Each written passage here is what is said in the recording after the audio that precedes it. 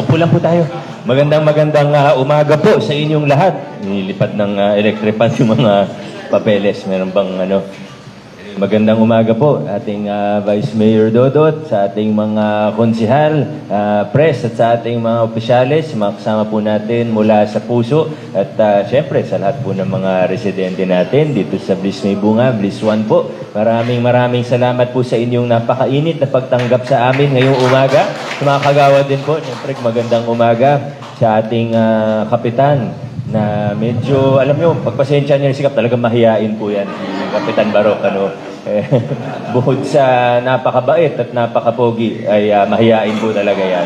Ayaw niya daw umupo sa harap kasi may konting sugat yata. Para po sa mga nagtatanong kung ano nangyari, nakita ko kahapon nagsapakan sila ni Kagawad Boy, natulak yata. Medyo, sana okay na po kayo. Si Kagawad Boy, nakasalubong ko si Consi Cory kanina, sabi niya si Kagawad Boy muna mag-represent sa kanya dahil may event din siya sa Santolan, yung Rise Against Hunger. Sinamahan niya muna yung mga taga Rise Against Hunger sa Doroteo yata sila. Ayan po. Siyempre, kilala niyo naman po ang, hindi po siya yung may piyesta ngayon, si Councilor Buboy Agustin na napagkamalang santo ni Sir Albert. Sir Albert, mag-iingat po tayo sa mga sinasabi natin kasi baka magkatotoo. Siyempre si Councilor Angelo, ang number 1 councilor po natin. Ang appropriations chair natin, si Councilor Martires. Alam kong kilala niyo rin naman po. Pero yung isa po, baka hindi niyo masyadong kilala pa dahil taga-pinagbuhatan po siya. At siya po ay konsehal din. Pero ex-officio councilor bilang presidente ng SK Federation sa buong Pasig. Na iabang ko lang po ng konti kasi ako proud na proud talaga ako sa mga kabataang leader natin sa Pasig. Nung nakaraang itong buwan lang, kinilala po sila bilang isa sa 10 outstanding SK Federation sa buong Pilipinas. Ang ating presidente at ex-officio councilor ay si Councilor Casey Kale Costillas. Yan po. So medyo marami po. Sabay-sabay na po natin inaugurate, para hindi na po kayo maabala na ilang beses po kami pabalik-balik dito. Sabihin po ng mga joyful women natin ay alam ko busy rin po kayo. Kaya minabuti po natin na sabay-sabay na yung gazebo, yung open space, itong building na ito at yung kabilang building po natin. Ang ilalambing lang po ng puso sa inyo ay yung second floor po ay magamit din nila bilang opisina at meeting place. Okay lang po ba yun? Okay lang naman po siguro yun. Kahit ako yung opisina nyo ng ating HOA ay maganda-ganda na rin naman po. At ganoon naman po ang ginagawa natin ngayon. Kung anong pong pwedeng itulong, ano pong pwedeng gawin, ba't naman tayo magdadalawang isip pa. At sa tingin ko, magaganda naman po yung mga gawa natin. Alam niyo yung isang adjustment po na ginawa natin nung nung pandemic time po natin, sinimulan yung pagbabago na ito. Kasi una po, hindi ko na ikukwento yung buo kasi pag kinuwento ko po yung buo sa lahat ng pagbabago at reforma na pinakilala natin sa ating LGU, baka mga alas 8 ng gabi, nandito pa po tayo. Mahaba-habang usapan po yan.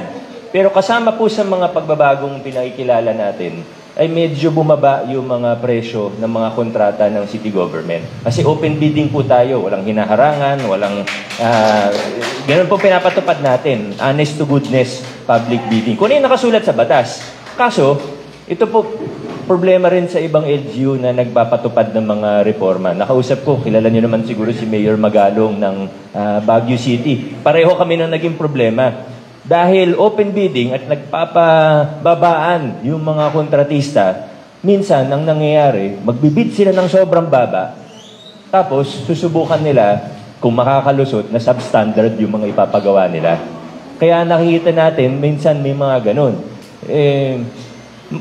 Magandang problema naman yon sa isang banda. Hindi siya maganda, pero kahit papano, at least, ibig sabihin, yung unang phase ng pagbabago ay matagumpay kasi bumaba yung mga presyo. Pero kailangan siguraduhin din natin at dekalidad yung mga ginagawa po natin. Pero siguro, ibig lang din sabihin, medyo one step ahead na po tayo sa lungsod ng Pasig. Kasi sa ibang lugar, di naman sikreto, ay mataas na nga yung presyo, substandard pa yung gawa. So, yung pag medyo naayos mo na yung presyo, ngayon susubukan nila na substandard pa rin yung gawa. Ayaw natin yun. Kaya ang isang adjustment po na ginawa natin kasama ng engineering department natin ay dapat bago po sa pag-propose pa lang ng proyekto hanggang sa implementasyon at hanggang pagtatanggapin na po yung proyekto, acceptance, pagtapos na po, kailangan may approval ng end user at nagmo-monitor po tayo ng project implementation natin. Kaya pag may nakita po tayo na hindi tama, may nakita tayo na shortcut o hindi tamang kalidad yung materyales, ay ngayon po, bukas na bukas tayo sa lokal na pamahalaan ng Pasig. Kailangan lang may makapansin at may magsumbong, may magsabi at maayos po natin. Yan po yung tulong ng puso sa atin. Pag may mga proyekto tayo na patungkol sa housing o sa mga housing ng lungsod ng Pasig, hindi po natin tinatanggap yung proyekto kung wala din pong pirma ng puso. At alam ko naman po, yung puso ay nag-extra effort para konsultahin ang ating mga HOA at makipag-ugnayan sa ating mga residente. Alam ko nakikita naman po natin yun. At sa tulong nila, sa tulong ninyo, nagiging mas maayos yung mga maliit man o malaki, mas nagiging maayos po yung mga proyekto natin sa lungsod ng Pasig. At kaya sa susunod na mga panahon, kahit paano mas nagiging komportable na tayo na maayos, maganda yung mga pinapagawa natin pati sa infrastructure works po natin. Muli po, maraming salamat sa mga kasama natin sa puso, kasama natin sa HOA, dahil ang lahat naman po ng ginagawa natin ay masasabi nating team effort. Kailangan po magtulungan pa po tayo. Siguro, banggitin ko na rin po, hindi na po related dito sa inauguration natin. Kung matatandaan po ninyo, nung nakaraan, siguro si Karik na lang magkwento sa inyo. Sa susunod na lang po. Okay na po. Para hindi na masyado mahaba. Hindi, yung mga... Alam na ba nila yung tungkol sa restructuring, yung panukala po natin? Yun. Sa susunod na po yun. Hindi pa? Marami nang nakapag. Hindi ko na po ikakwento pala. Sige po. Yun na lang po muna. At asahan po ninyo na kung may mga kailangan pa po, gaya ng nabanggit kanina ni Vice Mayor Dodot, na alam kong talagang baka kailangan na, kailangan natin, nag-express nga ng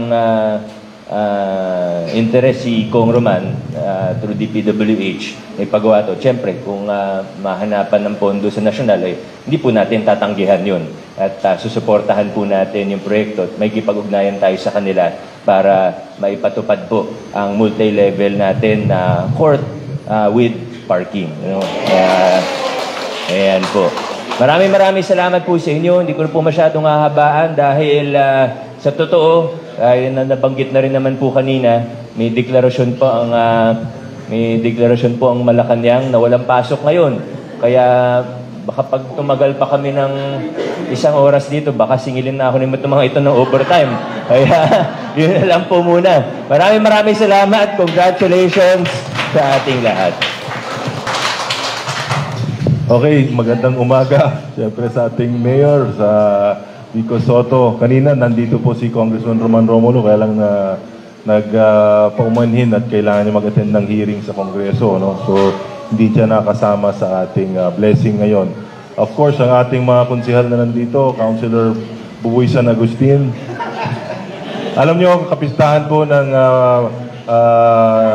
San Agustin today. Galing po kami sa Napalatiw kanina, nagmisa po kami kaninang maaga, kaya pinagdasal na namin si Councilor Buboy. Si Councilor SK Federation, SK Casey Costillas, of course, Councilor Angelo De Leon, Councilor Maru Martires, and ang ating head ng puso, si Karik Reyes, andito rin, ating presidente, sa ating mga HOA officials, sa ating barangay captain na ayaw magsalita dahil may sugat sa kanyang tuhod. Sa ating mga kagawad na masisipag, magandang umaga po sa ating lahat. Pagising po natin, talagang napakasama ng ulan, pero at least ngayon medyo tumila na, at papasalamat din tayo kay Father dahil nabigyan na ng blessing itong bagong renovate natin mga pasilidad. Thank you, Father. Pero higit pa riyan, syempre, ang nais lang natin sa city government ng inyong lungsod ng Pasig, mapaganda ang inyong lugar. No, kanina nag-usap kami ni Pres, Mayor, meron kaming napag-usapan ni Pres at ni Kong na about yung possibility na magawa na natin yung multi-level parking in Pasig. So, hindi ko pangunahan si Mayor, pero sinabi ni Kong kanina, pag in-approve daw ng ang city, hahanapan niya ng pondo sa DPWH. So yun ang magandang balita na nangyari kanina sa aming pagtitipon para napansin nga namin na talagang sobrang dami na sasakyan at nahirapan po ang ating mga residente dito. So again, mabuti nga na nakita namin yung inyong lugar dito at hopefully tuloy-tuloy po yung paggawa namin ng mga programa para gumanda rin yung inyong lugar, no? Hindi ko na po pahabaan. Wala akong pasok yung mga bata. Nag-call na rin ako ng gobyerno ng no work for government ngayon. Pinauwi na nila. Hindi namin alam ni Mayor bakit dahil wala naman yung ulan. Kung kailan tumigil yung ulan, pinauwi nila yung tao. Kaya, anyway, ingat po tayo sa darating mga araw. God bless at maraming salamat po. Good morning mga kaibigan, live tayo ngayon dito sa Barangay May Bunga. Kung saan nandito si Mayor Vico Sotto para magpasinaya ng multipurpose dito sa lugar na ito. So mga yun isa naman po yung conversion of two-story vacant building to an administration office located there po sa loob ng Bliss Village.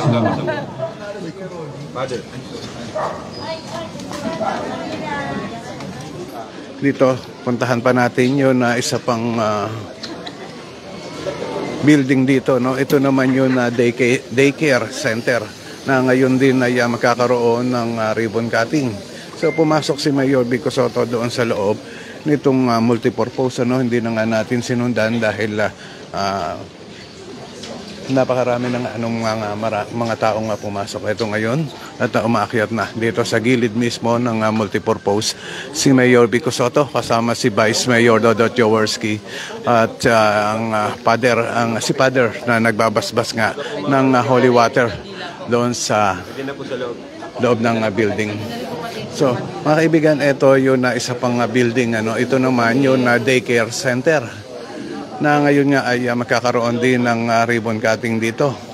At tinatapos lang ni Father yun pagbabasbas nga ng holy dito sa multipurpose. Manang-mana ka.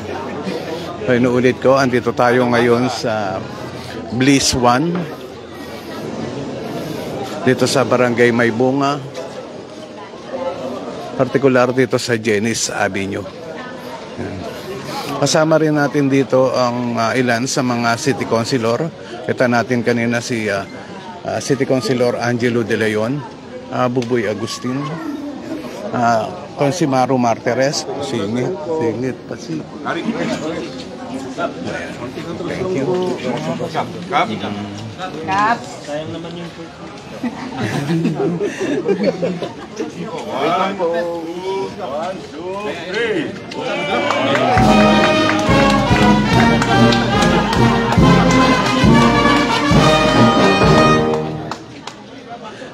Ayan na. So ito yun isa sa magandang ginagawa nga ngayon ni Mayor Vico Sotto. Itong pagsasaayos ng mga ganitong gusali. Kagaya nitong daycare center at multipurpose. So pumasok si Mayor Vico Sotto dito sa loob ng daycare center. Huwag na natin sundan dahil basa nga yun. Paan natin madudumihan lang yun na flooring ng bagong gawang gusali. Dahil sa ngayon ay umaambon-ambon nga.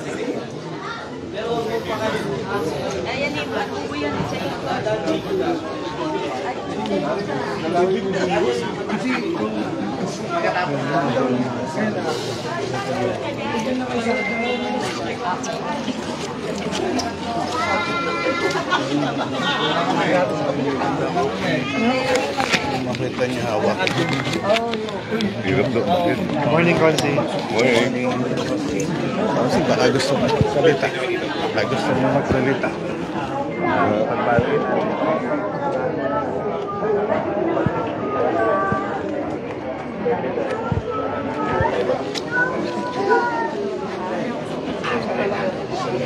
Hintay-hintayin natin ang paglabas ni Mayor Vico Sotto.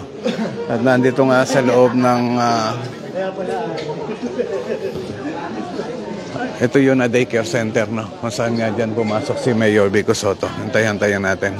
At ito, si Father, natuloy-tuloy pa rin ang ginagawang pagbabasbas ng holy water.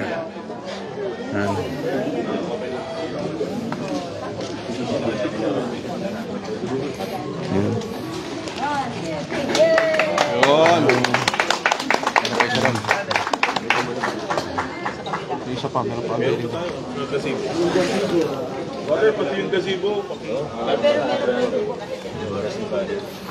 Ayan na mga kaibigan, at sunod tayo sa kanila. Sunod tayo kay Father at kay Mayor Vico Sotto kung saan nga pupunta.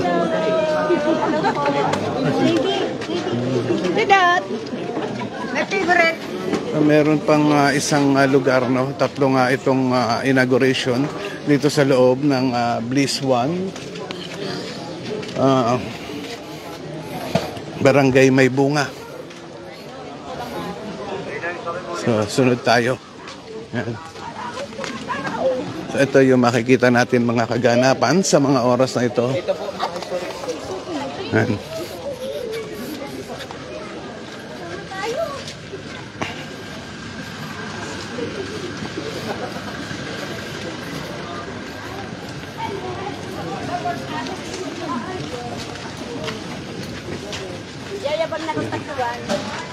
So, ito.